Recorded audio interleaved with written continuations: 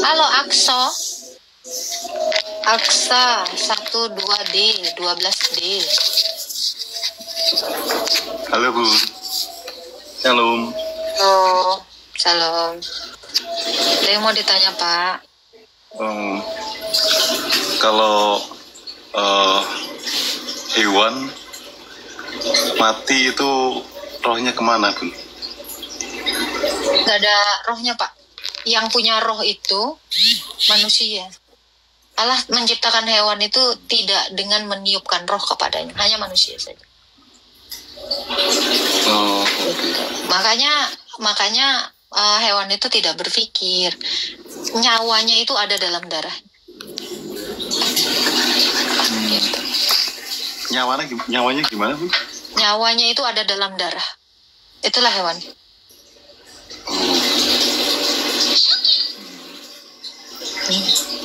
Oke. Ada lagi Pak yang mau ditanyakan? Itu aja Bu. Ya. Terima kasih. Dan berkati. Iya, hewan itu tidak ada pikirannya, mereka cuma punya insting untuk bertahan hidup. Jadi hewan itu tidak punya roh, karena dalam roh itu ada jiwa. Di luar dari roh itu ada jiwa. Roh itu adalah inti terdalam dari jiwa. Maka hewan tidak memiliki itu.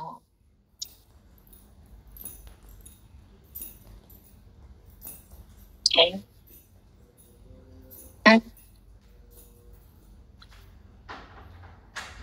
Pelik manusia dilahirkan jadi Tuhan. Nggak pelik Pak, biasa aja. Halo Penny. Halo. Coba Syahrijan, naiklah. Gimana? Naik dong. Masa jadinya bunny typing semua? Apa bedanya roh dengan jiwa? Ya. Segala ingatan kita, segala kemampuan kita, akal kita itu ada dalam jiwa. Itulah yang kita ungkapkan melalui suara. Roh itu adalah nafas kita. Jadi berbeda, antara roh dengan jiwa itu beda. Namun inti terdalam dari jiwa itu itulah roh. Gitu. Makanya hewan gak dihakimi. Hewan gak berdosa.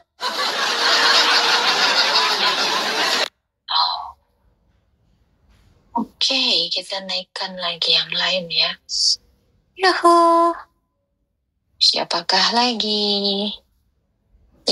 Udah capek juga pantatku.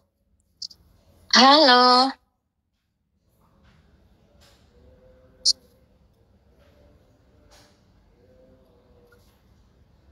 Agama Parmalin. Tadi kata Bapak masuk Kristen. Gimana sih? Kau bilang tadi udah masuk Kristen. Sekarang agamamu Parmalin. Mana betul? Gak jelas. Tadi dia bilang, aku udah masuk Kristen berapa bulan tadi kata dia.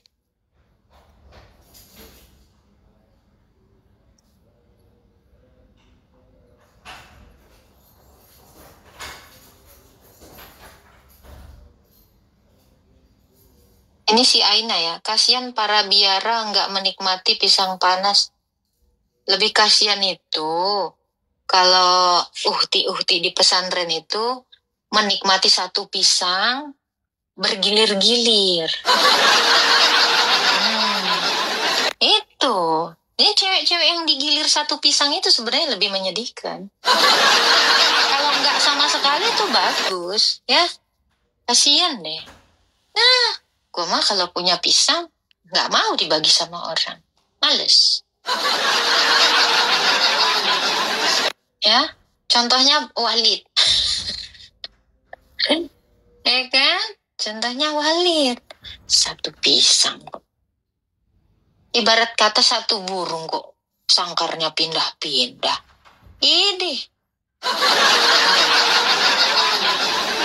Islam ini. Dasar Islam.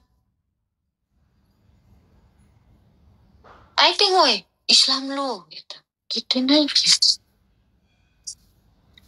Sangat tipis. Ada.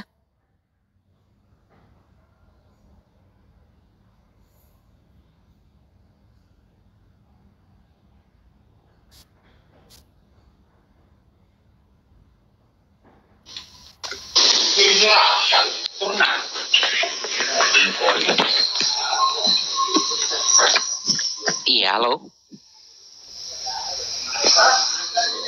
Yang udah 8 bulan Kristen. Apa yang mau ditanya? Belum jadi, belum dibaptis. Makanya saya mau belajar loh, Mbak Agatha. Cara di gereja, bukan di room saya. Nggak ada yang saya tanyakan loh. Emang Mbak Agatha tahu nggak? Kalau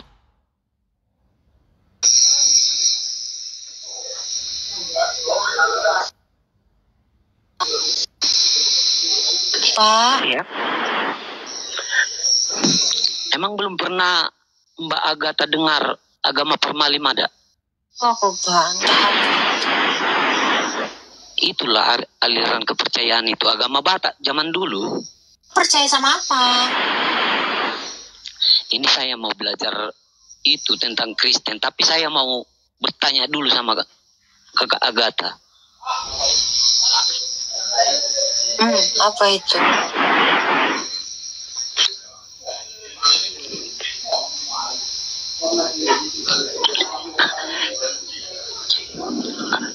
Boleh bertanya aku kan? Apa pertanyaannya? Silakan.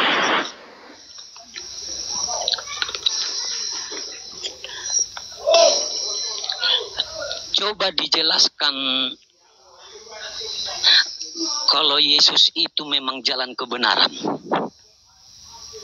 Buktinya apa? Nggak ada dalilnya Yesus jalan kebenaran. Nggak ada dalil itu. Kalau Tuhan itu, Yesus itu adalah kehidupan? Nggak ada juga dalilnya. Terus, Tuhan Yesus tujuan hidup. Artinya apa? Kau hidup untuk Dia. Itu saja. Itu saja. Simpel ya. Iya.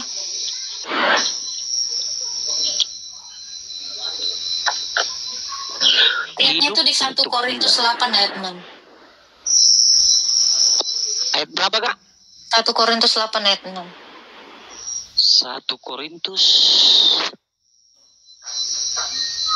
1 Korintus ayat 6. 1 Korintus 8 ayat 6. 1 Korintus 8 ayat 6.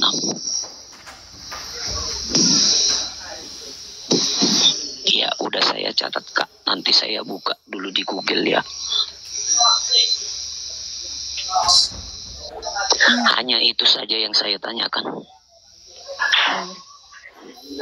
Ada lagi? Makasih, Kak Agatha. Oke. Nggak ada lagi. Tuhan berkati.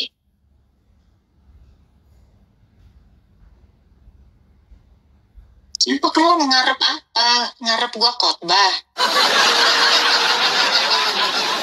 Ya udah. Namun bagi kita hanya ada satu Allah saja, yaitu Bapa yang daripada yang berasal segala sesuatu, dan untuk Dia kita hidup. Makanya Tuhan Yesus tujuan hidup. Apa maksud tujuan hidup itu? Kita hidup untuk Dia.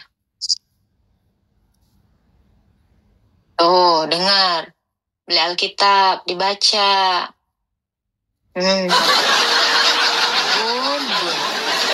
Apa sih, Bun? Sang.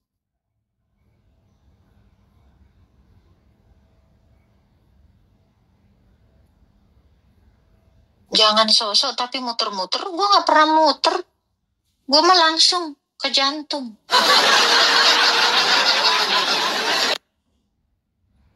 Halo.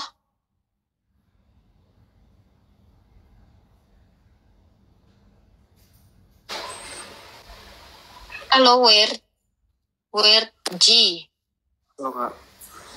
Halo, Islam Kristen. Kristen, Kak. Ada yang mau ditanya? Mau nanya ini doang sih, terkait Taman Eden. Iya, silakan. Kira-kira Taman Eden itu adanya di mana ya, Kak? Di bumi. Apakah sampai sekarang masih ada? Ada. Tuh, salah satu sungai Tigris, Efrat, itu masih ada. Disitulah wilayahnya. Oke, Irak. kemudian kan di situ ada tuh dikatakan Yesus bahwa ketika manusia itu udah makan buah pohon pengetahuan, terus dia bilang sama bisa dikatakan apalah ya, sama malaikat atau kerub gitu, kalau jangan sampai mereka itu memakan buah pohon kehidupan. Apakah pohon kehidupan itu dijelaskan secara eksplisit sebagai pohon? Iya. Pohon. Oh, berarti itu bukan istilah dong ya, Kak?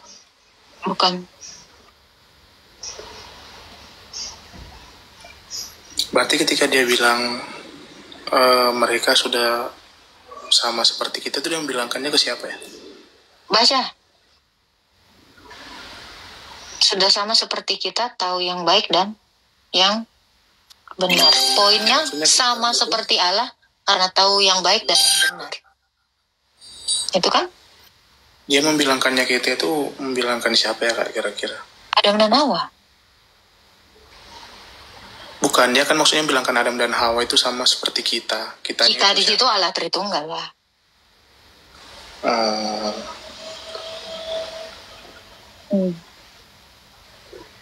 Cuma terus ini sih, Kak, cuma mau sharing doang. Saya juga beberapa kali tuh kan ada naik ke roomnya Ustadz Wafi. Terus dia tuh selalu kayak by data, di mana ada tertulis bahwa gimana ya maksudnya? Pokoknya hal-hal yang tak tertulis secara eksplisit di Alkitab lah gitu. Cuman yang saya pahami tak tertulis secara eksplisit. Ya benar. Ya memang kalau eksplisit itu ya tak tertulis secara hurufiah, betul. Berarti? Ya, maksudnya gini. Islam itu kenapa ya gitu selalu memperdebatkan hal-hal yang seperti itu gitu. Nggak apa-apa lah, supaya kau belajar. Sebenarnya itu bagus. Supaya kita itu semuanya belajar. Jangan cuma tahu bengong aja di gereja sana. Orang Kristen itu kan sudah diperintahkan berapologetika. Karena, coba kamu baca Yohanes 17 ayat 3. Oke, sebentar ya. Gak apa-apa kan, kita mau belajar kan? Yohanes berapa tadi, Kak? 17 ayat 3.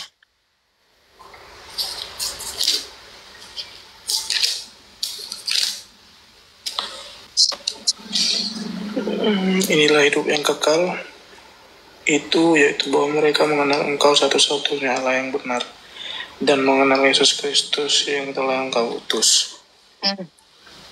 Kalau mau hidup kekal harus mengenal Allah. Kenapa mereka itu selalu memperdebatkan iman kita? Supaya kau mengenal Allahmu. Jadi ada tujuan baiknya juga untuk itu. Ada hikmah yang harus kita ambil dari segala perdebatan itu. Makanya jadi orang Kristen itu jangan hanya imani saja. Kan kita dikasih akal sama Tuhan untuk mengenalnya. Apapun pertanyaan mereka, harusnya bisa kita jawab kalau kita mengenal Allah itu. Karena yang mereka pertanyakan adalah Allah kita. Kalau kamu mengenal Allahmu, maka kamu gak akan pernah kalah dalam perdebatan. Betul? Ya benar sih, Kak. Kemarin itu agak terkecohnya. Saya lihat beberapa orang-orang di sana mempertanyakan terkait ini. Kalau Paulus dulu kan dari kitab Paulus itu kan ada mengatakan bahwa suatu perkara itu sah ketika ada 2 atau 3 orang saksi gitulah kan. Sementara dalam Yohanes itu dengan gamblang mengatakan bahwa Yesus Kristus itu adalah Tuhan, dan di mana ada bukti lain selain Yohanes yang menyatakan itu, gitulah istilahnya kan, Kak. Sementara kan memang tidak ada secara eksplisit nih seperti pengakuan Yohanes di Yohanes 1 ayat 1 ada itu. dong, terlalu banyak. Bentar saya baca. Terlalu banyak dong. Nah, terkait ini. Kalau pada mulanya secara adalah hurufiah, firman gimana? yang ayat ini sih yang saya diperdebatin dia tuh, pada mulanya adalah firman itu bersama-sama dengan Allah, dan firman itu adalah Allah. Dia selalu memperdebatkan mana nih secara eksplisit bahwa selain Yohanes ada yang mengatakan seperti itu gitu. Coba kamu baca itu Wahyu 1 ayat 8. Wahyu 1 ayat 17. Yohanes 8 ayat 58. Terlalu banyak. Ini tidak berbelit-belit. Coba baca aja. Gak perlu kita terangkan pun udah terang. Wahyu 1 ayat 8.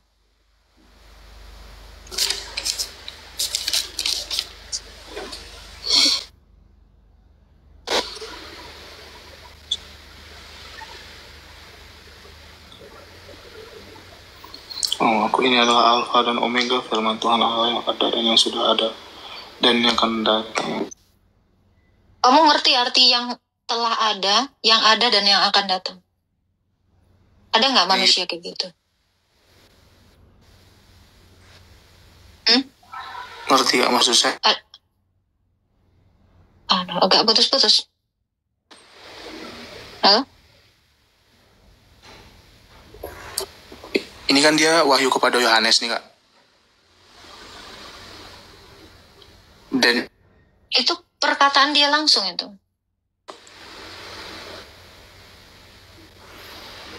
gimana? Itu perkataan dia langsung.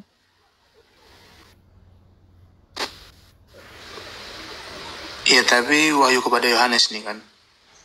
Bukan wahyu kepada Yohanes. Itu bukan wahyu kepada Yohanes. Itu perkataan langsung Yesus yang ditulis Yohanes.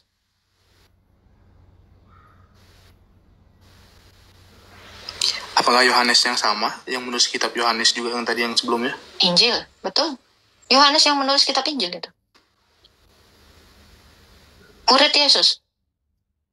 Murid Yesus langsung.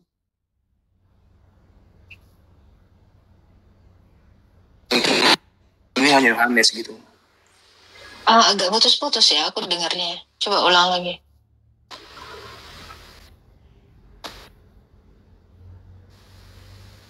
Ya, saya perbaiki dulu. Halo, maksud dari tadi kan nggak, bahwa kan yang hanya mengatakan ini hanya Yohanes gitu, sementara dari murid-murid yang lain tidak ada mengatakan dengan gamblang seperti ini. Lah itu Rasul Paulus ada 1 Korintus 8 ayat 6 itu. Kisah para Rasul 2 ayat 36. Oh, terlalu banyak. Gimana bisa? Cuman Yohanes doang. Nabi Yohanes aja mengakui loh. Kamu baca di Yohanes.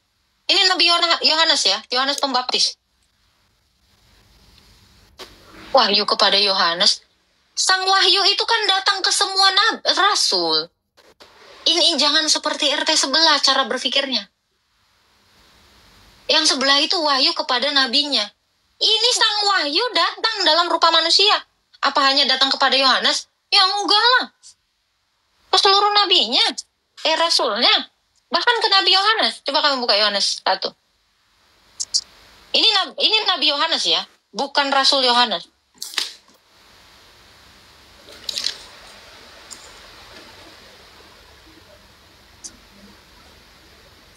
Yohanes 1 ayat 23.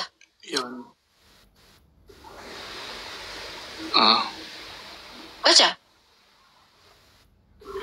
Jawabnya, akulah suara yang berseru-seru di padang gurun, luruskanlah jalan Tuhan seperti yang telah dikatakan Nabi Yesaya. Itu perkataan Nabi Yohanes. Yohanes Pembaptis. Kenapa dia mengatakan, luruskanlah jalan bagi Tuhan. Waktu Yesus datang mau dibaptis. Berarti Yohanes memanggil dia apa? Tuhan. Ya udah. Jadi jangan bilang cuman kepada Rasul Yohanes, kepada Nabi Yohanes.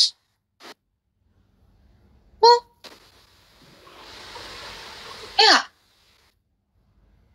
Oke, kita buka lagi. Lukas. Ini jangan ke satu orang dong. Kok enak aja dibilang satu orang. Gak pernah baca Alkitab secara komprehensif tuh jangan ini. Coba kamu baca dulu. Ya, Lukas 1. Lukas 1 ayat 31-32.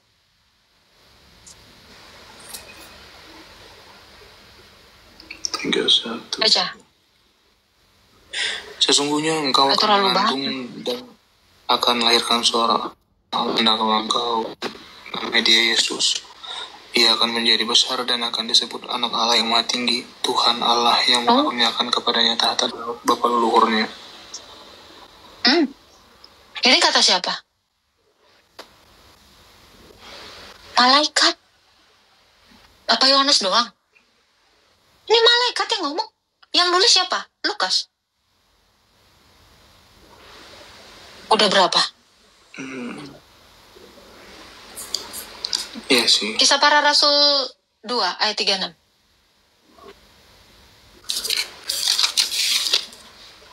Jangan kerumnya orang kalau belum berpengetahuan.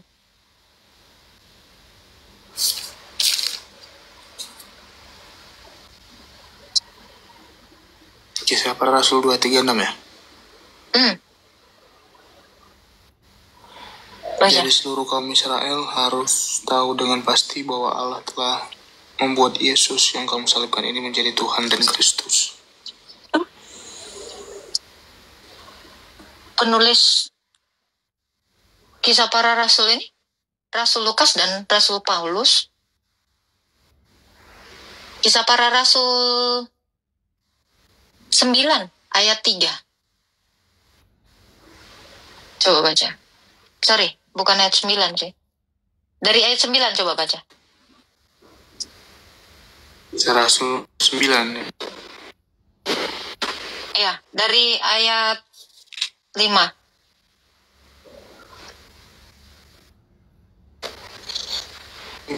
Siapakah engkau Tuhan, katanya. Akulah Yesus yang kau aniaya itu. Tapi bangun lagi. Dikatakan ya, siapakah engkau Tuhan? Kata Rasul Paulus kan. Ya kan? Siapakah engkau Tuhan? Kata Rasul Paulus. Ayat 13-nya. Ini kata Ananias. Semua nanti rasul-rasulnya semua memanggil dia Tuhan. Tuhan.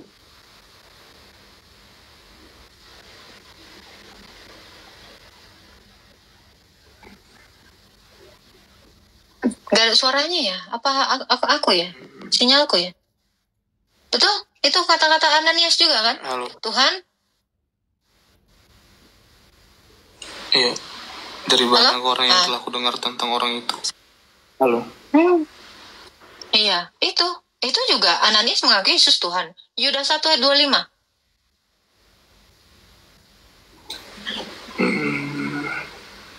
Terlalu banyak. Ini Yudas Tadeus ya, bukan Yudas yang ini mengkhianati Tuhan Yesus.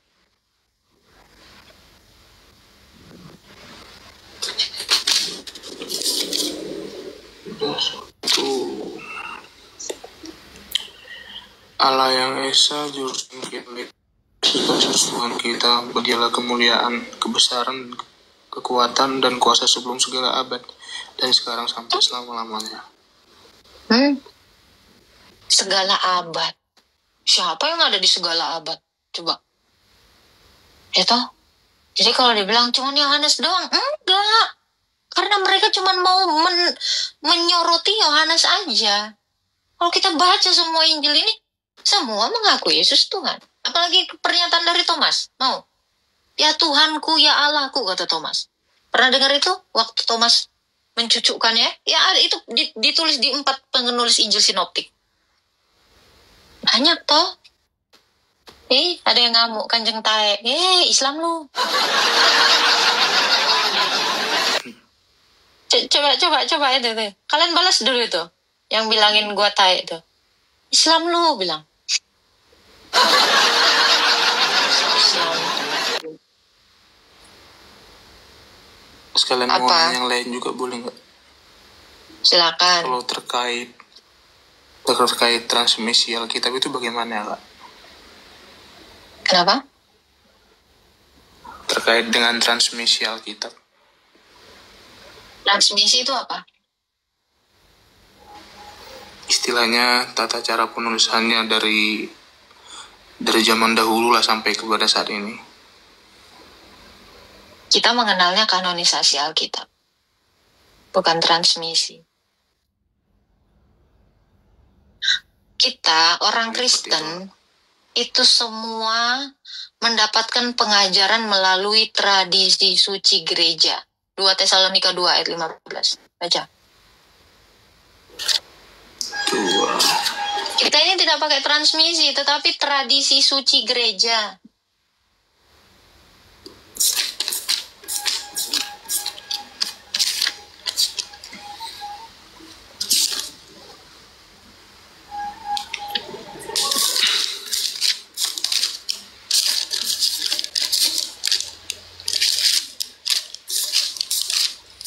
Tesalonika 2 ayat berapa? 15. Sebab itu berdirilah teguh dan berpeganglah pada ajaran-ajaran yang kamu terima dari kami, baik secara lisan maupun secara tertulis. Ajaran di situ adalah tradisi. Sebenarnya paradosis. Kata bahasa Yunaninya itu adalah paradosis. Paradosis itu bukan ajaran. Paradosis itu adalah tradisi. Diterjemahkan ajaran. Paradosis itu bukan ajaran, tapi tradisi. Artinya turun-temurun. Jadi ajaran yang kita terima ini adalah tradisi. Turun-temurun secara lisan dan tertulis. Tidak ada yang berubah untuk itu. Kenapa? Karena gereja memelihara ajaran itu dari dulu sampai sekarang, sampai ke saya. Dan cara pengajarannya pun itu sama seperti di gereja saya. Setiap tanggal, itu pengajarannya terus-terusan berulang-ulang. Setiap tahun, setiap pekan, setiap bulan, setiap tahun, dari minggu ke minggu, bulan ke bulan, tahun ke tahun, abad ke abad, milenium ke milenium. Itu jadi tidak pakai transmisi. Inilah yang namanya kebenaran firman Tuhan. Kita tidak berpatok kepada ini. Tapi kita berpatok kepada tradisi suci gereja. Imam itu bertugas dan dia memegang teguh sumpahnya kepada Allah. Bahwa apa yang diajarkan itu tidak bisa melenceng dari ajaran yang apostolik atau rasulik. Itu dipegang. Makanya kita tuh nggak bisa mengubah-ubah ajaran itu. Homili atau khotbah setiap minggu itu sama di semua gereja. Ya, makanya saya katakan kriteria untuk pengkanonan Alkitab, pengkanonan ajaran, saya mengatakan ini adalah kristalisasi dari ajaran para nabi dan para rasul. Untuk pengkanonan ini ada kriterianya. Pertama, penulisnya harus para nabi dan para rasul. Dan ini diajarkan di seluruh gereja. Yang tidak diajarkan seluruh gereja, ini tidak boleh. Ada kriterianya. Dan tulisannya ini tidak boleh jauh dari tahun hidupnya para rasul. Jadi tidak ada transmisi. Inilah yang disalin terus-terusan. Terus-menerus dari tahun ke tahun, abad ke abad.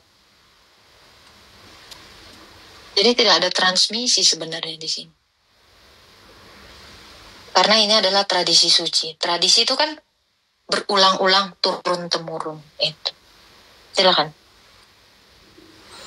Oh, oke Kak, terima kasih ya Kak. Saya gimana ya bilangnya?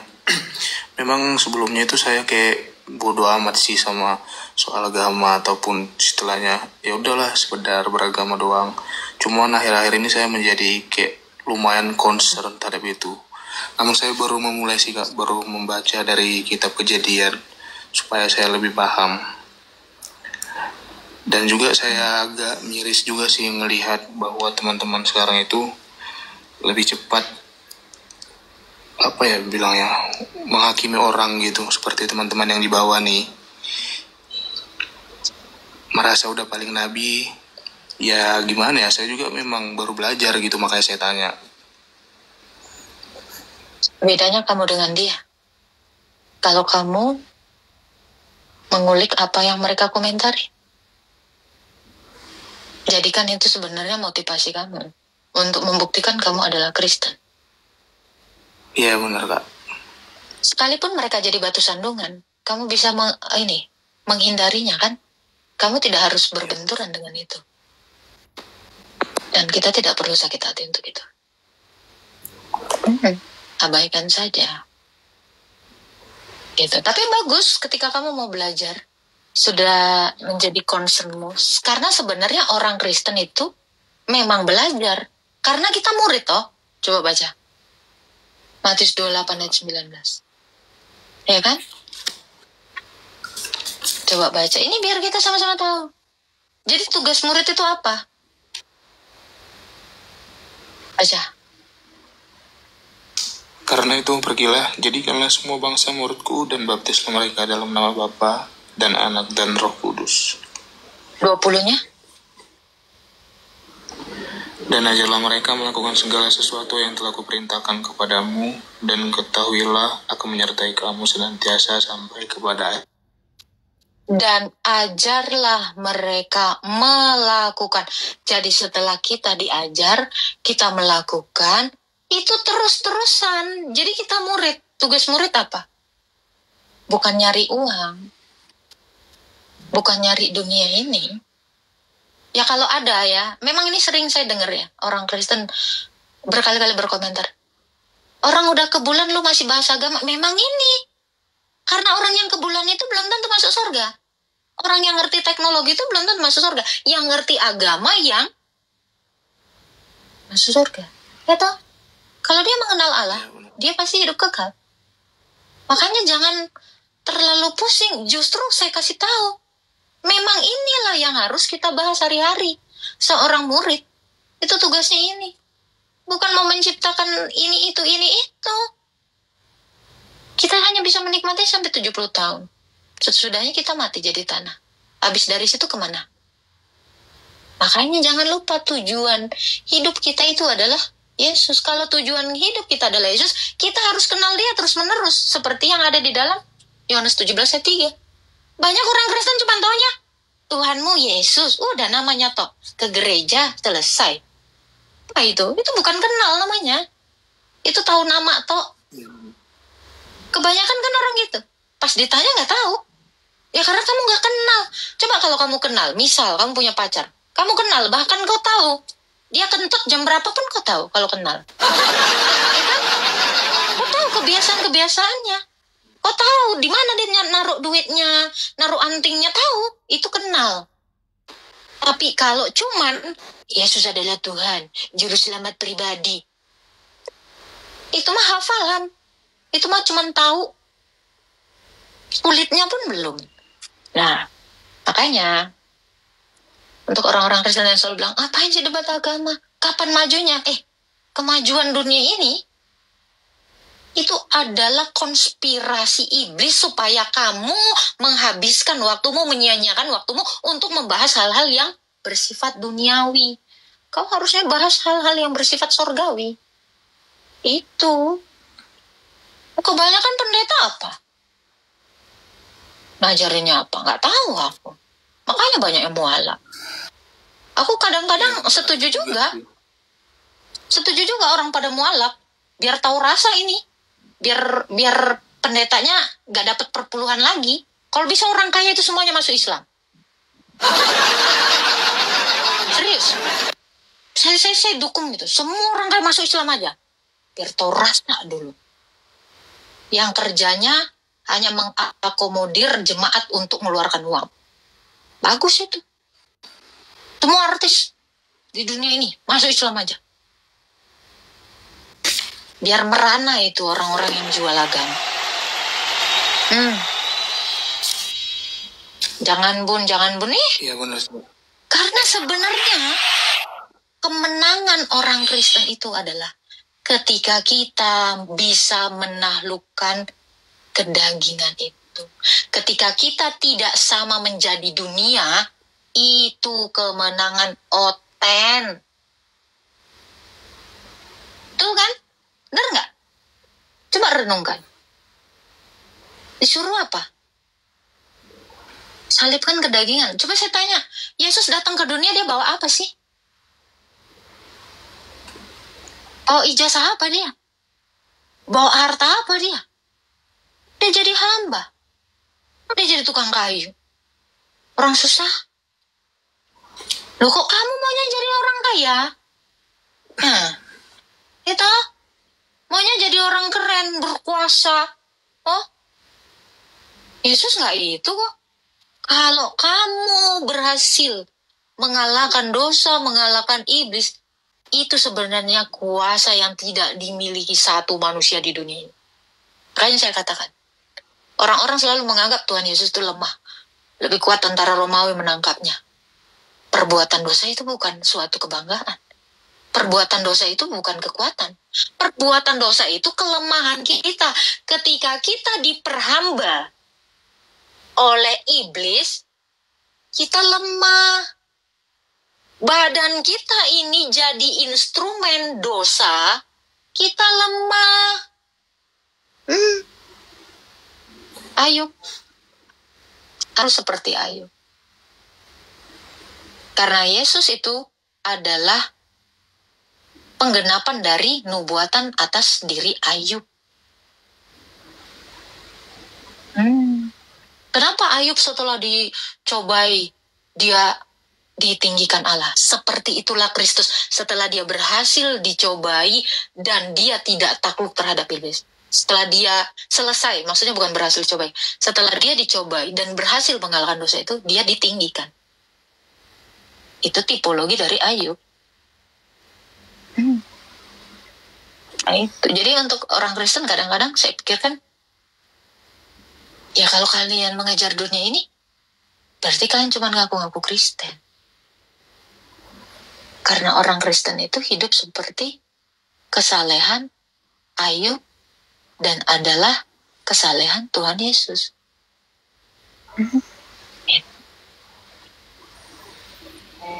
Jadi sebenarnya hal-hal yang bersifat perenungan seperti ini, inilah yang dibutuhkan setiap orang Kristen. Perenungan itu penting.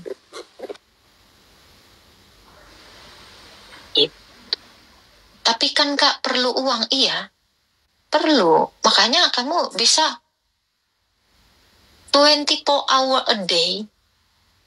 Bisa nggak kamu kerja lebih dari 12 jam? Itu dalam 24 jam satu hari, bisa nggak kita bagi waktu kita dengan Tuhan? Ya kan? Untuk belajar, untuk mengenal loh.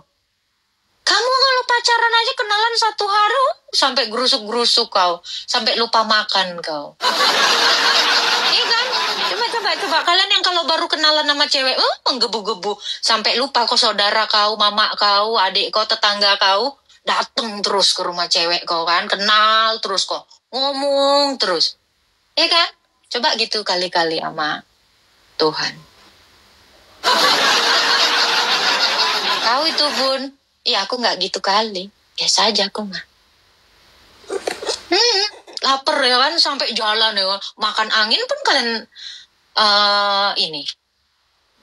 kalian usahakan untuk itu. Itu 2 jam aja dalam sehari. Apa nggak kalian udah jadi pendeta tinggi kalian semua? Cuman masalahnya itu nggak kayak nggak ini banget sama kalian gitu. Apa sih namanya? Sepele gitu loh. Ya kan? Suka gitu kan? Santai aja. Alah. Nanti aja lah. Gitu. Kayaknya. Jadi apapun yang diperdebatkan sama tetangga sebelah, itu harusnya itu menjadi pukulan telak bagi kita. Supaya kita pun semakin lebih rajin membaca Alkitab. Mereka kan rajin cari kesalahan. Kita rajin mengenal Tuhan. Itu. Mungkin nggak kalau kamu kenal Tuhan, Wet? Terus ditanya orang, kau nggak bisa jawab. Nggak mungkin. Pas ditanya, apalah warna BH pacar kau? Sukanya warna apalah dia? Pasti bisa kau jawab. Hal yang tersembunyi, bayangin. Karena kau kenal. Udah kau intip-intip sedikit, oh ada warna merah. Ya kalau ke Tuhan gitu apa? Kau kenal di dalam-dalam. Masuk dalam perenungan, masuk dalam puasa. Perenungan itu penting loh. Aku baca Alkitab, gak ngomong. Baru tahu aku maksud itu. Sering gitu. Serius. Pengalaman Bunda iya. Oh, yang ternyata langsung telepon. Ternyata yang ayat itu yang. Ternyata ini yang. Sambil nyuci baju. Coba. Kalian mikirnya apa?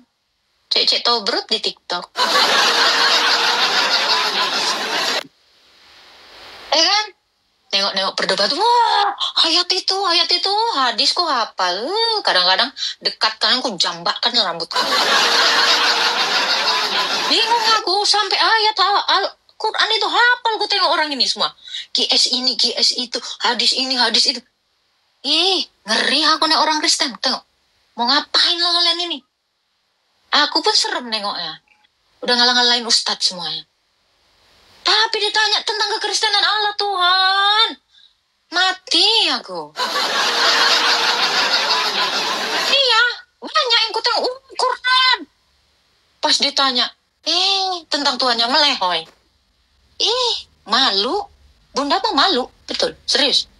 Banyak, tengok kan. Tak intip-intip tuh ya kan, lagi sambil nyuci, ku denger-denger, lagi nggak level. Entah apa-apa dijawabnya. Pokoknya asal ada ayat Alkitab aja keluar. Entah apa pun, nyambung pun nggak tahu. Sering lah. Ditanya tentang kemesiasan, artinya Mesias itu tidak mati-mati. Mau ketawa laku. Banyak orang Kristen ngakunya apologet semua itu. Serius. Nonton saya banyak akun saya itu, saya ngintip-ngintipin. Ini dalam hatiku. Entah apalah yang diajarin. Yang ditanya ini, nanti jawabnya ini. Yang penting ketuhanannya yang wah aja. Padahal kadang-kadang gak nyambung. Banyak itu. Serius, tonton aja. Gue tuh rajin itu nge-scrollin gitu. Tengokin gitu.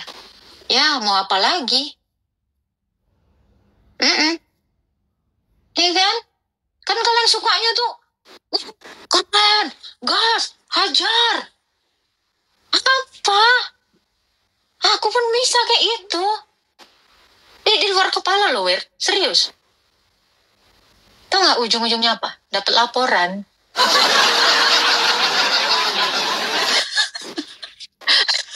Sebutin orangnya, aku aja sendiri.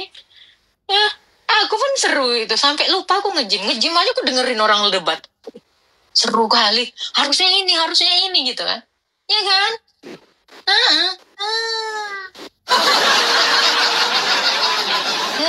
Islam lu Salman. Itu. Makanya aku bilang, Kak, kenapa orang-orang bahas agama kita? Memang supaya kau itu belajar. Itulah.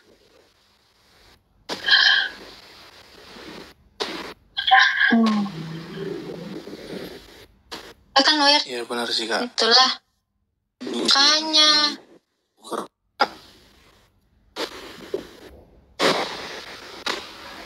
Sinyalmu kayaknya seperti yang Kak terhalang.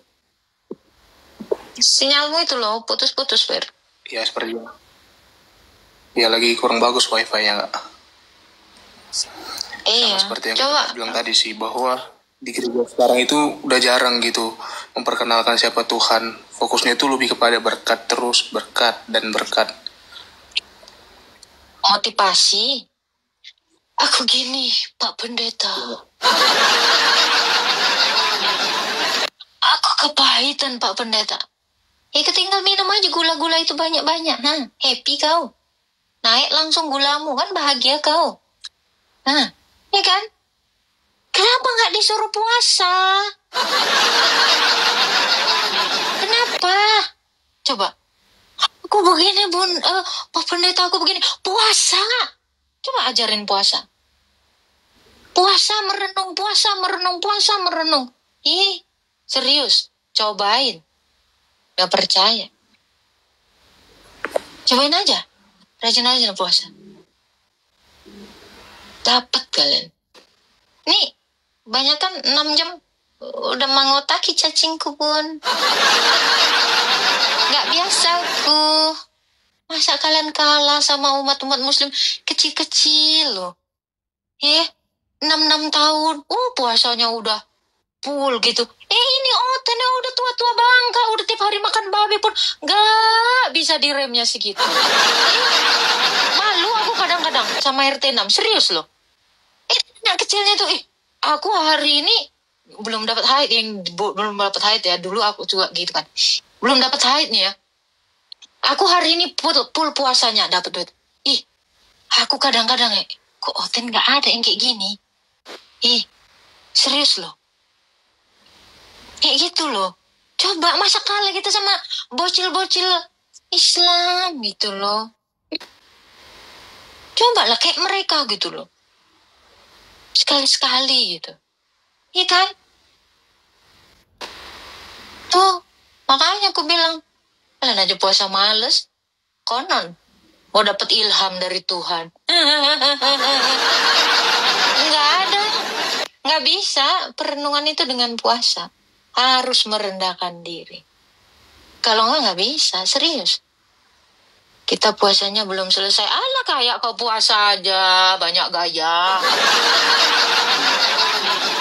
Namanya aja puasa prapaskah. Puasa mah kagak. Ya nggak, Wer? Ya kan? Cuman pinternya ini ya, orang Kristen nih manguloki aja kerjanya. Kami puasanya nggak berisik, emang nggak puasa kau. Oh sebaik gaya. Memang nggak ada puasa kau. Puasa tapi bisa nyemil. Kata Pak Pendeta boleh nyemil daripada lemes. Gigimu. Apa ceritanya? Nggak ada yang nyuruh puasa Ester. Puasa Prapaskah, Dek.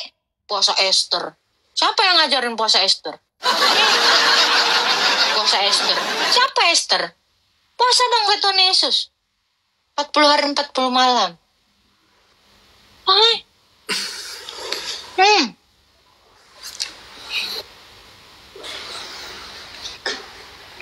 Nah, ada lagi yang mau kau tanya. Itu loh, merenung. Jangan merenung kau tahu mimpi bidadari. Itu bukan merenung namanya. Ngehalu, ngayal. Itu habis baca, set. Enggak lah, sampai itu juga. Kalau si Debu ini kan merenungin Taehyung yang ganteng itu. Kenapa lah badannya kotak-kotak, ya Allah, tapi ininya langsing. Ya Allah, pasti wangi banget. Kayak gitu. Kak, aku mau tanya, Putri Sion itu akun kakak nggak? Najis. Nggak pernah gue bikin nama akun itu. Nggak ada nama akun Putri Sion seumur umur. Nggak ada. Nggak pernah aku ngaku Putri Sion. Nggak ada. Bukan aku itu. Gitulah tuh kan. Retak lambungku 40 hari 40 malam nggak makan. Kan ada buka puasanya 1 kali. Petang. Nggak ada orang mati gara-gara puasa. Silakan dicek. Ada nggak orang mati? Kecuali dia memang lagi sakit ginjal. Ya. Kecuali dia memang lagi sakit GERD, iya. Kalau kau sehat, ya enggak lah. Gitu. Nggak ada. Kecuali kau memang dalam kondisi kritis. Iya, mati kau langsung. Justru yang sakit gula ya. Ini ku kasih tahu ya. Ya, weird ya. Biasanya mama-mama Batak itu gendut-gendut kali tuh. Banyak makan gula sambil bergosip. Ya. Suruh dia puasa. Perutnya besar-besar kali tuh tengok. Bukan cuman gelangnya aja besar-besar sini. Perutnya pun besar-besar. Montok-montok itu. Pendeta pun banyak montok-montok. Suruh dia puasa 40 hari. 40 malam. Biar turun gulanya. Bagus tuh untuk kesehatan. Percaya. Cobain aja. Aku sakit lambung. Sampai minum obat kau. Puasa tapi minum obat kau. Puasa sambil tai chi enak bun. Suka mula. Tuh. Tersinggung aku yang perutnya gendut. Sama yang terakhir, Apa? yang terakhir buat Putus loh ya. yang ada di Lukas 12 ayat 48. Ya, Apa saya tuh? itu makanya kenapa saya sekarang itu jadi concern lagi kan Kak. Karena saya itu membaca satu ayat di Lukas 12 ayat 48 itu. Yang isinya, tetapi barang siapa tidak tahu akan kehendak tuannya dan melakukan apa yang harus mendatangkan pukulan, ia akan menerima sedikit pukulan. Setiap orang yang kepadanya banyak diberi, daripadanya akan banyak dituntut, dan kepada siapa yang banyak dipercayakan, daripadanya akan lebih banyak dituntut. Apa yang mau kau bertanya?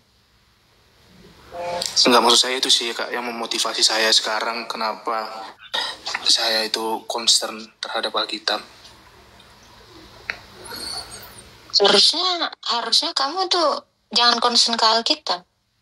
Karena begitu kamu concern ke Alkitab, makin banyak nanti pukulanmu. Mau? Udah tahu firman, tapi nggak dilakukan. Itu kan? Hamba yang sudah tahu, tapi nggak melakukan yang diperintahkan Tuannya, dipukul. Tahu nggak konsekuensinya apa? Kau lebih banyak dihukum nanti. Kalau kau tahu seluruh Alkitab itu, mulai dari baptisanmu nggak betul, ya kan? Kau nggak krisma, siaplah kau hidup kau. Terus kau nggak ekaristi dengan benar, selesai hidupmu. Yakin kau mau concern karena ayat itu? Kalau aku sih milih nggak tahu ya, biarin aja, biar nggak banyak dihukum, ya kan? Oke, siapa di sini yang belum krisma? Jong. Siapa yang belum dimaterai? Ya, dimaterai dengan Roh Kudus melalui sakramen krisma. Ayo, namanya belum ada di kitab kehidupan. Ayo.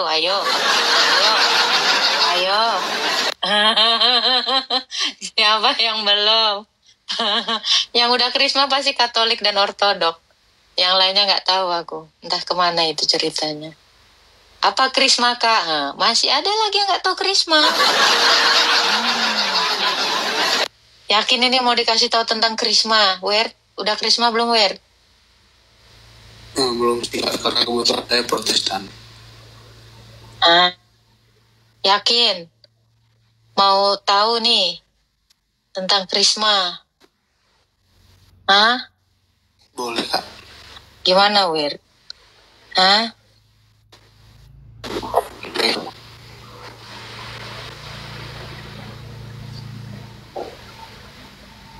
Itu sinyalmu gimana? Ya, wifi kos lagi rusak Kak. Oke, coba kamu baca dulu Lukas 3 ayat 21 sampai 23. Lukas 3 ayat 20 ayat 21 sampai 23. Karismatik gak ada krisma bunda, cari gereja yang ada krisma.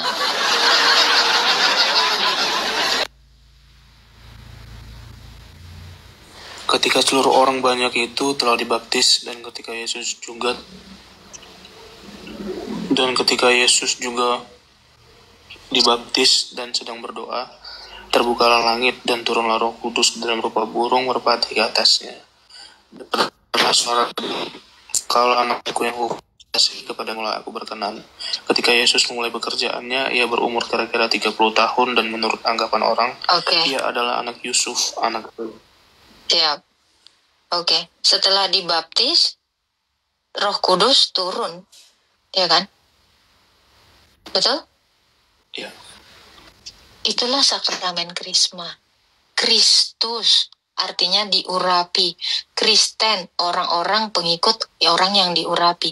Krisma artinya diurapi. Dengan Roh Kudus dimateraikan. Nah, itu terjadi setelah sakramen baptisan. Baru sakramen krisma. Udah. Di krisma itu dengan minyak. Karena Roh Kudus itu perlambangan seperti minyak. Akal kerajaan sorga seumpama 5 gadis bijak dan 5 gadis bodoh. Gadis bijak itu ada persediaan minyak. Itulah Roh Kudus. Dengan Roh Kudus itulah kita diminyaki supaya kita licin bisa mengalahkan dosa. Minyak itulah Roh Kudus di dalam diri kita yang menghidupkan api, benih yang ada kita terima. Sebab Roh Kudus itu adalah benih untuk kita. Kita menerima benih itu ketika kita itu di sakramen Krisma. Krisma itu roh, betul? Di Krisma itu dengan Roh Kudus, roh, kuasa roh. Dengan roh lah makanya manusia yang setelah dibaptis itu kan menjadi ciptaan baru. Berarti dia seperti tanah. Tubuhnya itu yang berdosa itu sudah diganti dengan yang baru lahir. Lalu Krisma itu di situ kita dimasukkan roh. Kita menjadi manusia hidup setelah sakramen Krisma dan sakramen baptisan dan Krisma. Setelah itu kita dikasih makan. Itulah Ekaristi. Jadi orang Kristen itu seperti itu, sama seperti penciptaan Adam. Pertama dibentuk dari debu tanah, ditiupkan, itu sakramen Krisma. Lalu semua buah dalam taman ini boleh kau makan, dikasih makan. Ekaristi. Itu. Makanya kita disebut ciptaan baru Tuhan. Karena penciptaan itu seperti itu. Dari tanah, dikasih roh, dikasih makan. Ya kan? Nah, sakramen ini tidak ada di Protestan. Kenapa? Padahal Roh Kudus itu adalah materai, jaminan bagian kita sampai kita memperoleh keselamatan itu seluruhnya.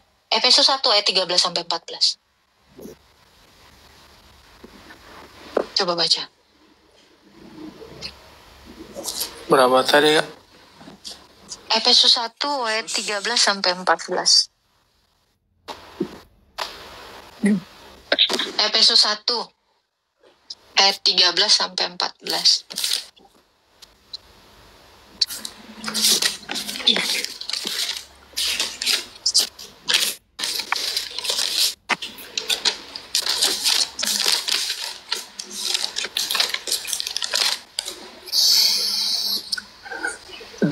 Di dalam Dia, kamu juga, karena kamu telah mendengar firman kebenaran, yaitu Injil keselamatan.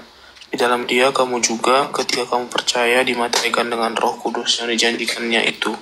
Dan Roh Kudus itu adalah jaminan bagi kita sampai kita memperoleh seluruh, yaitu penebusan yang menjadikan kita milik Allah untuk memuji kemuliaan-Nya. Oke. Roh Kudus itu adalah jaminan bagian kita. Ya kan? Ini, coba, kenapa harus dengan minyak? Krisma ini dengan minyak, kita bisa baca di dalam 1 Samuel 16 ayat 13. Makanya sakramen Krisma ini penting sekali untuk kita menerima Roh Kudus itu. Coba baca. 1 Samuel 16 ayat 13.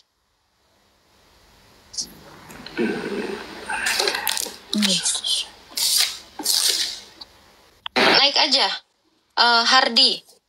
Hardi, kamu naik aja. Kalau mau ikut baca boleh. Apa-apa, kita sama-sama belajar.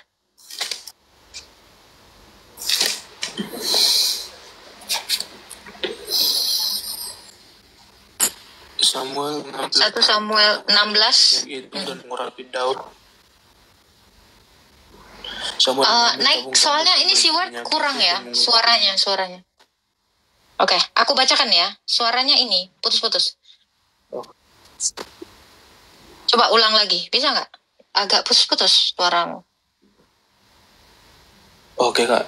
Samuel mengambil tabung tanduk yang berisi minyak itu dan mengurap saudara-saudaranya. Sejak hari itu dan seterusnya berkuasalah Roh Tuhan atas Daud, lalu berangkatlah Samuel menuju Rama.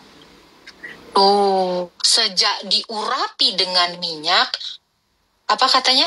Roh Tuhan berkuasa atas, ya kan? Loh? Ya. Makanya setelah dibaptis, diminyaki. Dengan itu kita itu dimateraikan. Makanya kenapa ini disebut sakramen? Secara mata lahiriah kita melihat orang cuma diminyaki, tetapi secara rahasia kerajaan sorga atau sakramento atau misterion rahasia kerajaan Allah itu kita dimateraikan dengan Roh Kudus. Makanya nanti imam ini akan menaruh minyak di jidatmu. Ini di jidatmu ini kenapa? Supaya pikiranmu itu pun dimateraikan, di telingamu, di sini supaya mulutmu ini bisa menjawab perkataanmu, di sini supaya hatimu itu juga, ya. Terus di sini supaya perbuatanmu dan di kakimu. Seperti itu nanti imam akan melakukan sakramen krisma itu pada kamu, dan secara kerajaan sorga disitulah kamu dimateraikan. Maka kamu punya jaminan di Efesus 1 yang kamu bacakan tadi. Jadi Kak, kenapa kira-kira Protestan itu tidak melakukan itu? Tanyalah kepada amang pendeta kalian. Karena sejak semula gereja purba, Ortodok dan Katolik melakukan itu sampai detik ini. Nggak pernah tidak dilakukan.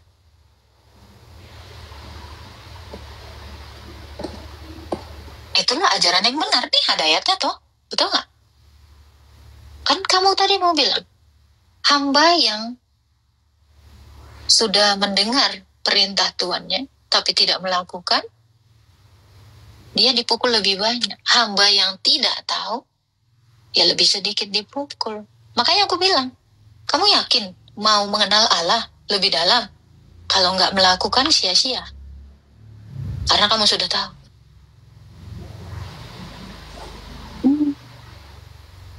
Banyak yang nggak tahu kan? Makanya aku bilang, di gereja jangan ngomongin perpuluhan terus.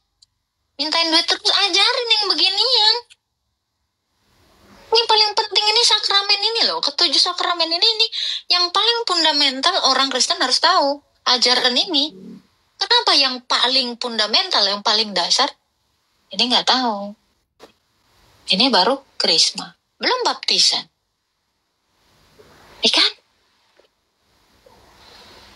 Tuhan, Pak Pendeta, aku sakit hati, pacar aku gini. Masa kau cuman maunya kata-kata motivasi? Ikutin Mario Teguh. Ya. Jangan di TikTok, di IG banyak. Jangan ke Amang Pendeta jangan ngurusin motivasi. Ini diurusin. Nih, umatnya disuruh kenal ini semua, mengerti ini semua, merenung ini semua. Kan? Iya tuh. Ini baru krisma. Tuh. Banyak yang nggak tahu. Belum baptisan. Ini jadi kontradiksi lagi sekarang, ya. Kontra di mana-mana orang menolak ajaran baptisan yang benar sesuai dengan kitab yang ditulis para rasul, kitab Didaki. Yang penting air. Formulanya atas nama Bapa, Anak, dan Roh Kudus. Pakailah ludahku. Ada kan kayak gitu kan? Di TikTok tuh ada yang kayak gitu kan? Ya kan? Di TikTok ada ngaku-ngaku apolog gitu kan. Yang penting formulanya, kayak MPS dia ngomongnya. Yang penting formulanya ada sama Bapa, Putra, dan Roh Kudus. Air, mau dibeginiin, mau set. Kayak Spider-Man, boleh. Mana ceritanya? Yesus tuh gak gitu kok. Waktu Yohanes bilang kan, mau membaptis, udah tenang aja Tuhan, santai. Gue goyer aja, gue seblokin dari sini. Set. Yang penting air. Dalam nama Bapa, Anak, Roh Kudus. Mana ada? Nggak ada. Kayak gitu di Alkitab. Nggak ada. Ya kan? Sembur aja. Pu. Oh, lu udah. Udah suka. Ada yang pakai bendera lebih mutakhir. Baptisan apa itu? Besok pakai bendera. Mana ceritanya? Kasusnya pakai bendera dibaptis. Aku pun bingung itu ceritanya. Ada lagi nih modelannya. Yang terbaru ini. Ya kan? Entah siapapun itu. Ajaran entah hantu belau mana itu. Aku nggak tahu lah. Pandai-pandai kalian lah. Nyari-nyari ajaran yang betul. Ada baptisan bendera. Ada. Bentar lagi baptis pakai kayak kambing pun kayaknya musim tuh. Pakai baju ini. Baju emang pendeta boleh. Apa aja suka-suka kalian. Itu nggak kolor hijau. Ya kan? Nah lo nggak? Kenapa susah sih melakukan yang diperintahkan? Udah ada tertulis jelas. Diganti-gantinya kayak orang di gurun pasir sana nggak ada air. Ya kan? Nyesel kok kan? Ngomongnya bukan jadi ngelantur bang. Ya, ini biar pada tahu. Ini cuma orang-orang yang IQ-nya tinggi ngerti satir bang. Lu kalau mau secara letterlek bang, maaf nih IQ orang Kristen gua harapin nggak IQ jongkok ya.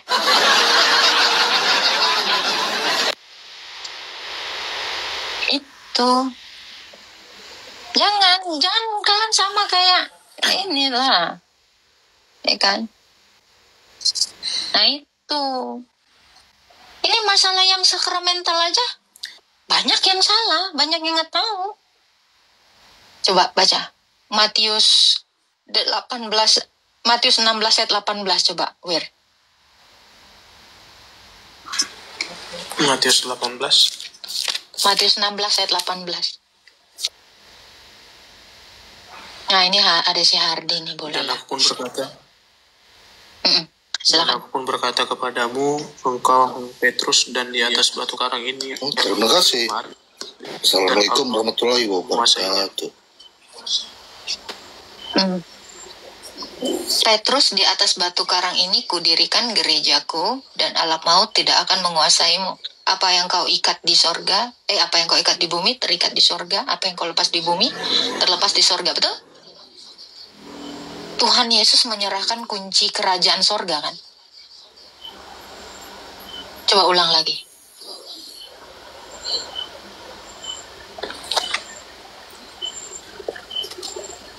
Coba baca lagi. Dan aku pun berkata kepadamu, engkau adalah Petrus, dan di atas batu karang ini aku mendirikan jemaatku, dan alam maut tidak akan menguasainya.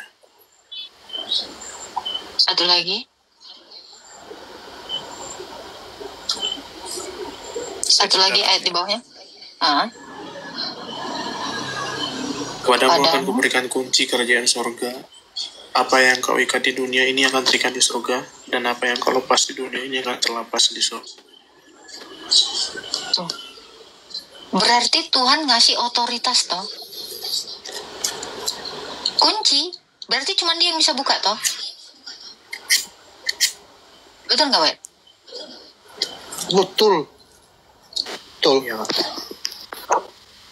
Berarti ada otoritas dari Rasul Petrus sebagai pemimpinnya, dan ada 11 murid lagi di situ. Jadi semua murid-murid ini, Rasul ini diberikan otoritas. Dari Rasul dikasih lagi ke muridnya Rasul.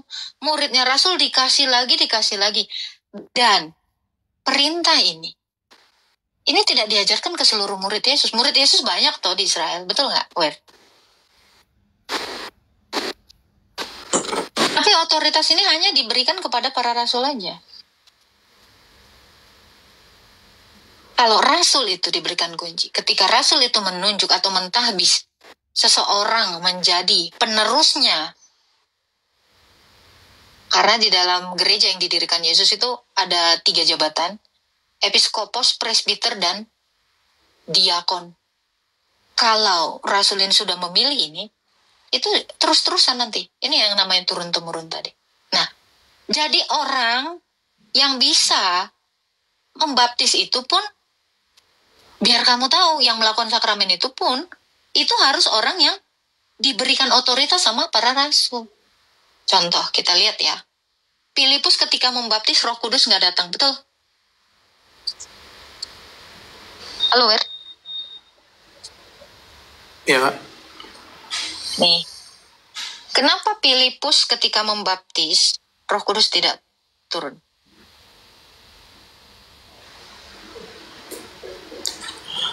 Belum baca sampai situ sih, Kak. Oke. Coba kamu baca Kisah Para Rasul 8 ayat 26.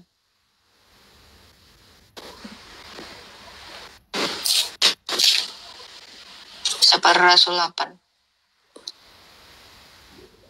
Kemudian berkatalah seorang malaikat Tuhan kepada Filipus, katanya, bangunlah dan berangkatlah ke sebelah selatan. Oh, bukan. Jalan yang Dari ayat 1. Dari ayat 1. Nih, waktu dia membaptis nih, ada yang dari sida-sida itu. Pada waktu itu mulailah penganiayaan yang hebat terhadap jemaat di Yerusalem. Maka mereka semua kecuali rasul-rasul tersebar di seluruh daerah Yudea dan Samaria. Orang-orang Salem menguburkan mayat Stefanus serta meratapinya dengan sangat. Tetapi Saulus berusaha membinasakan jemaat itu dan ia memasuki rumah demi rumah dan menyeret laki-laki dan perempuan keluar dan menyerahkan mereka untuk dimasukkan ke dalam penjara. Mereka yang tersebar itu menjelajah seluruh negeri itu sampai memberitakan Injil, dan Filipus pergi ke suatu kota di Samaria dan memberitakan Mesias kepada orang-orang di situ. Ketika orang banyak itu mendengar pemberitaan Filipus dan melihat tanda-tanda yang diadakannya, mereka semua dengan bulat hati menerima apa yang diberitakannya itu. Sebab dari banyak orang yang kerasukan roh jahat, keluarlah roh-rohnya itu sambil berseru dengan suara keras. Dan banyak juga orang lumpuh dan orang timpang yang disembuhkan. Maka sangatlah besar sukacita dalam kota itu.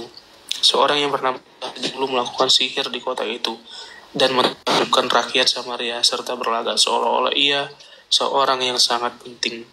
Semua orang besar kecil mengikuti dia dan berkata, orang ini adalah kuasa Allah yang terkenal sebagai kuasa besar, dan mereka mengikutinya karena sudah lama ia menakjubkan mereka oleh perbuatan sihirnya. Tetapi sekarang mereka percaya kepada Filipus yang memberitakan Injil tentang kerajaan Allah dan tentang nama Yesus Kristus. Dan mereka memberikan diri mereka dibaptis, baik laki-laki maupun perempuan. Simon sendiri juga menjadi percaya dan sesudah dibaptis ia senantiasa bersama-sama dengan Filipus dan takjub ketika ia melihat tanda-tanda dan mukjizat-mukjizat besar yang terjadi. Ketika rasul-rasul di Yerusalem mendengar bahwa tanah Samaria telah menerima firman Allah, mereka mengutus Petrus dan Yohanes ke situ. Setibanya di situ, kedua rasul itu berdoa supaya orang-orang Samaria itu beroleh Roh Kudus, sebab Roh Kudus belum turun atas seorang pun di antara mereka. Oke. Karena mereka di situ dikatakan, padahal mereka udah dibaptis oleh Filipus kan? Ya. Ya. Tetapi kenapa Roh Kudus tidak turun? Pernah bertanya untuk ini? Belum pernah sih. Padahal ini murid Yesus tuh. Kamu tahu jabatan Filipus di dalam gereja itu apa? Sebagai diakon. Lalu datanglah Petrus dan Yohanes, ditumpang tangankan itu. Ini di Krisma ini. Baru Roh Kudus turun. Jadi kalau tidak, otoritas itu yang meminta supaya Roh Kudus itu turun, itu nggak bisa. Bayangin, itu muridnya Yesus membaptis, tapi Roh Kudus nggak turun.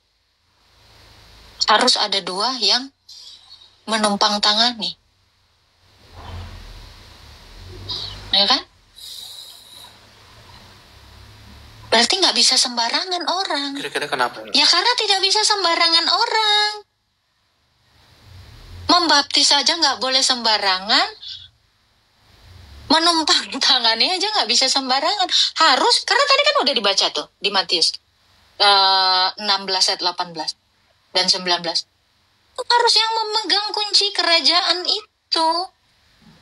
Otoritas itu baru. Makanya gak boleh sembarangan. Sekarang kan modelannya ya, pindah gereja, baptis. Baru nyanyi-nyanyi lagu rohani, baptis. Segampang itu. Ya toh? Ya gak? Betul gak? Ini yang saya bilang. Banyak orang yang tidak tahu, banyak orang yang belum menerima Roh Kudus. Makanya mereka itu asal Kristen. Gak ngerti apa-apa. Belum diajar. Ya kan? Nah, jadi sebenarnya dari apa yang dituliskan di Alkitab ini kita banyak yang nggak tahu apa di balik itu semua. Gitu, makanya saya bilang, saya seneng ya kalau orang-orang kaya di gereja-gereja kaya itu semuanya masuk Islam. Saya seneng aja gitu, serius. Biarin aja, orang nggak tahu apa-apa, nggak jelas. Tapi orang yang benar-benar sudah menerima Roh Kudus, dia nggak akan mungkin jual imannya gara-gara skincare-nya nggak laku, gara-gara janda. Enggak, itu belum mengenal Tuhan semua itu yang kayak gitu. Serius. Kalau orang udah kenal Tuhan, nggak mungkin. Ada lagi gara-gara mimpi katanya. Coba. Nggak betul. Yaudah, 30 keping perak. Itu, makanya saya bilang, orang belum banyak yang kenal Yesus, belum mengenal bahkan sakramen ini baru berapa ayat. Ya banyak kali loh, Wir. Gila. Mana aku nih? Mau sampai nenek-nenek jompol aku ngajar ini. Kan? Gara-gara jendes, Bun. Jendes tanda biru. Apa coba?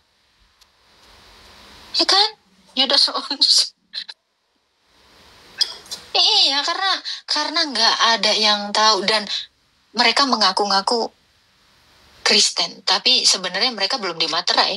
Itu toh, tadi udah lihat kan, Roh Kudus nggak turun kan, sampai di krisma dulu baru, ini kan ditumpang tangani itu kan, janda tenda biru.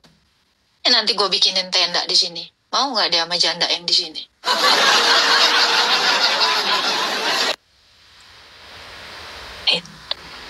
Dan Roh Kudus itu tadi kita baca apa? Itu materai, jaminan kita loh. Lu datang, set, tak, gue udah di Firdaus. Pas dibukakan kitab kehidupan, ada di Wahyu nih. Pas dicek ya. Kan kitab kehidupan tahu kan, pernah denger ya? Itu kan nama-nama kita. Pas dicek, nggak ada namanya. Iya kan? Misal ya, Mukidi udah datang nih di Firdaus, set. Kok nggak dibangkit-bangkitkan aku? Mana namamu nggak ada di sini loh, belum dimaterai kok. Ya udah loh aku, mana buktinya? Jaminan bagian itu nggak ada.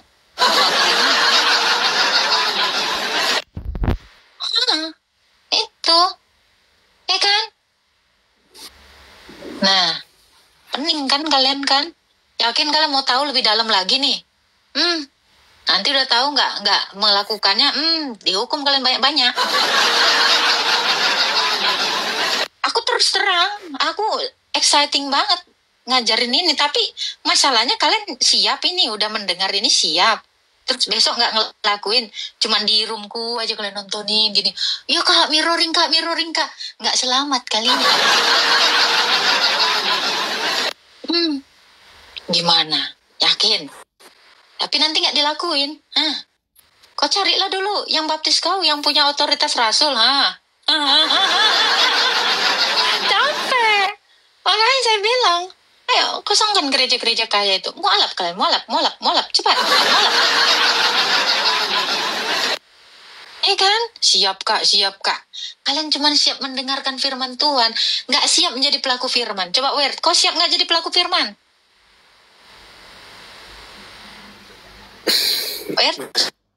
Musik untuk ini tadi.